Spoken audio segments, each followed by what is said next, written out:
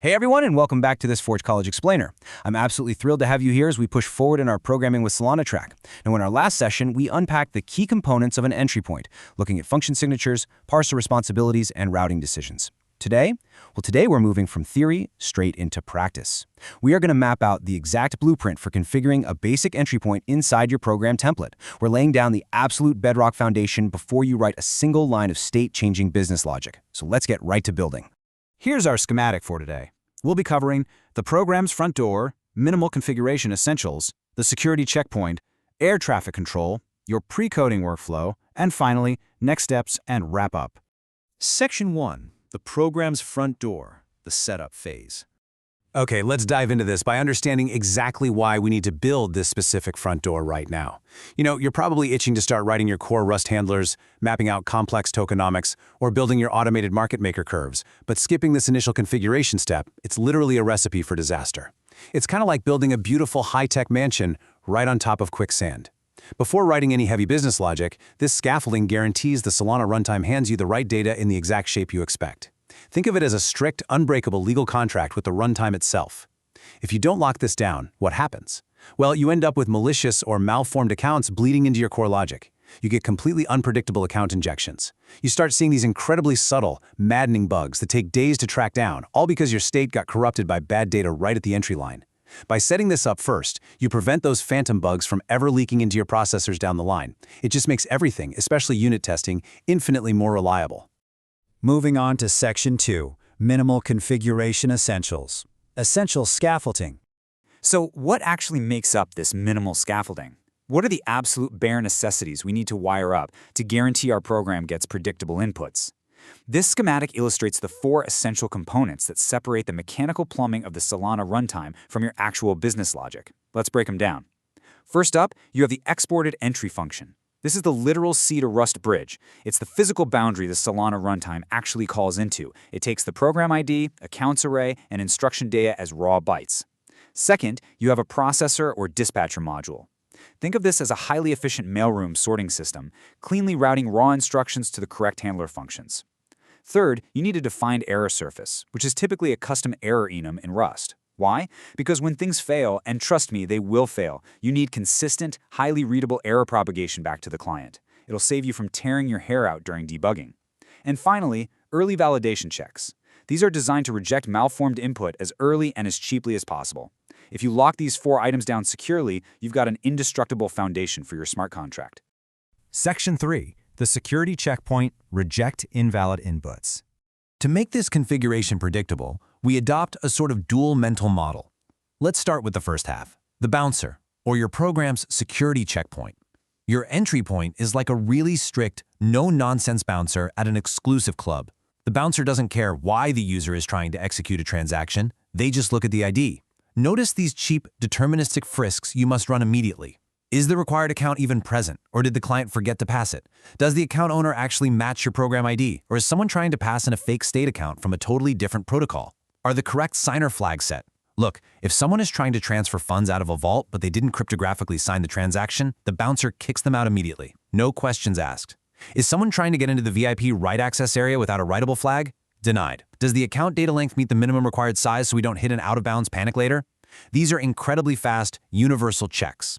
By running these checks right at the door, you save the network compute units and you protect your downstream logic from dealing with impossible, broken states. Section 4. Air traffic control, deterministic routing.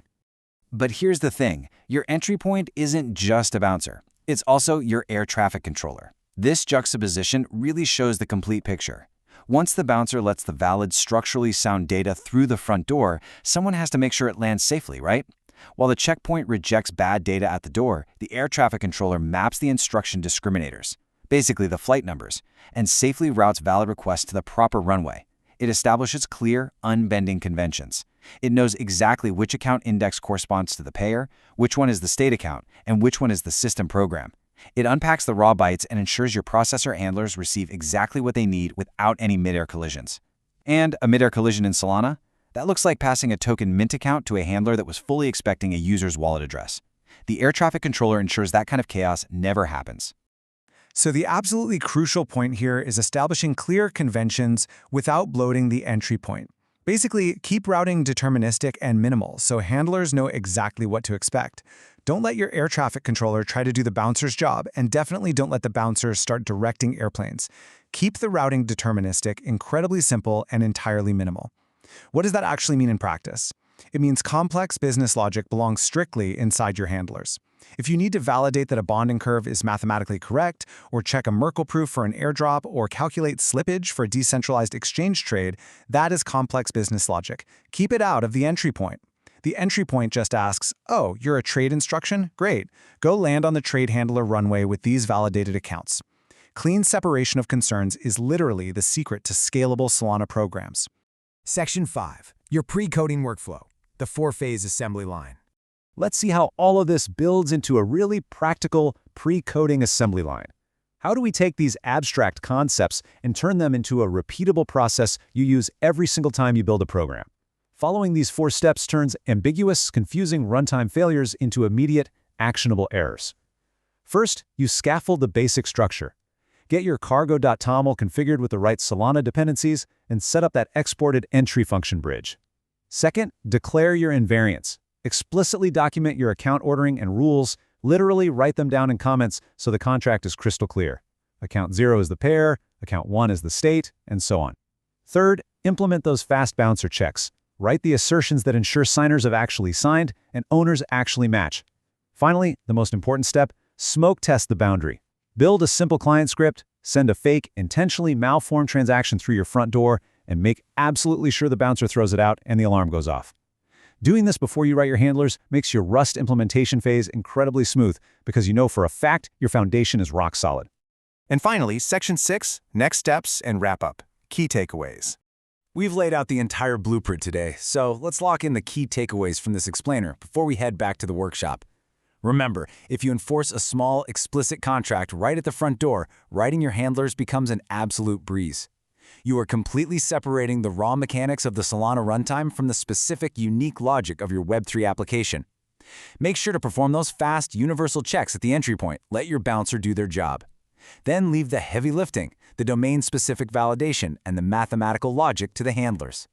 Clearly map out your routing so your air traffic controller knows where to send the data, and document your account ordering early. And above all else, never, ever skip the smoke test. Prove your entry point works before moving on. I want you to really think about that as you prepare your own programs. What mechanical errors can you catch before they ever reach your core logic? What bugs will your first smoke test review when you throw absolute garbage data at your newly fortified front door? As we transition to our next lesson in this track, entry point structure in Rust, where we'll actually get our hands dirty and implement everything we just discussed in code, I want to thank you on behalf of Forge College for joining me. Be sure to visit forge.college to master more Web3 engineering, access further resources, and continue building your skills. Keep learning, keep building, and I will see you in the next explainer.